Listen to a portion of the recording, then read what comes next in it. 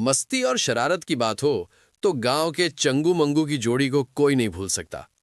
चलिए उनकी एक ताजा और मजेदार कहानी सुनते हैं। ऑपरेशन खट्टा धमाका। शहर के किनारे बसे एक छोटे से गांव में दो पक्के दोस्त रहते थे, छोटू और गोलू। इनका दिन भर का एक ही काम था, अपनी बुद्धिमानी का इस्तेमाल सिर्फ उन कामों में करना जिनसे किसी की बैंड बच सके।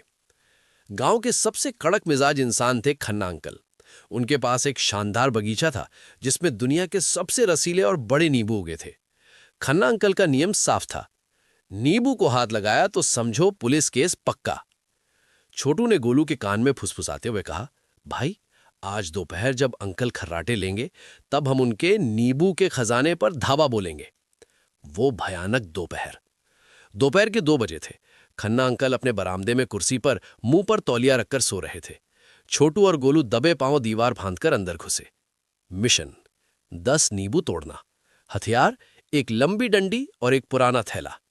जैसे ही छोटू ने डंडी उठाई उसे एक खतरनाक शरारत सूझी।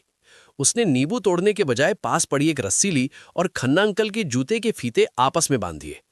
गोलू डरा हुआ था पर छोटू की हंसी रुकी नहीं रही थी। तभी अचानक एक मधुमक्खी गोलू की नाक पर आ बैठी। गोलू ने जोर से चीखा, आ ची।